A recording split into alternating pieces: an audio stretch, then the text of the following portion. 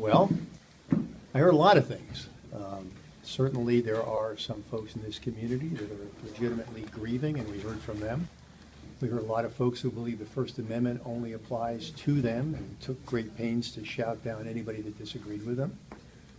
Despite my ongoing disagreements with the police union, I have to say that their members tonight conducted themselves, I thought, with great restraint, given the ad hominem invective that was being unleashed on their work personally and the police department generally. So, you know, this is a controversy. This is a tragedy. I've said it over and over again. It's a tragedy for the family, a tragedy for Officer Manning. It's a tragedy for the community.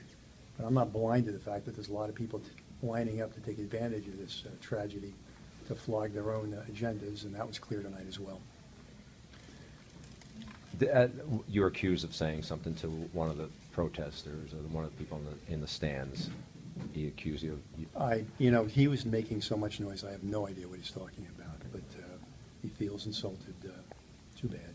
What's your response to some of the people that thought you were being disrespectful by being on your phone and not being attentive to them? Well, I was on my phone, and yes, that's true. I was following developments with a 5-year-old little girl sitting on her dad's lap who just got shot in the head by a drive-by shooting.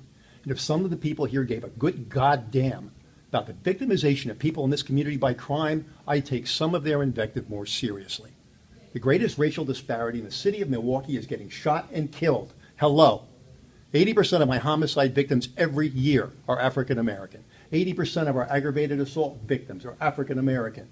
80% of our shooting victims who survived their shooting are African American. Now, they know all about the last 3 people that have been killed by the Milwaukee Police Department over the course of the last several years. There's not one of them can name one of the last 3 homicide victims we've had in this city. Now, there's room for everybody to participate in fixing this police department, and I'm not pretending we're without sin. But this community's at risk, all right. And it's not because men and women in blue risk their lives protecting it. It's at risk because we have large numbers of high-capacity, quality firearms in the hands of remorseless criminals who don't care who they shoot. Now, I'm leaving here to go to that scene. And I take it personally, okay? We're going up there, and there's a bunch of cops processing a scene of a dead kid.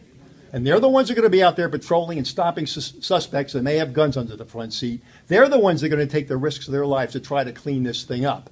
All right? We're responsible for the things we get wrong, and we take action. We've arrested cops, we've fired cops, and so on.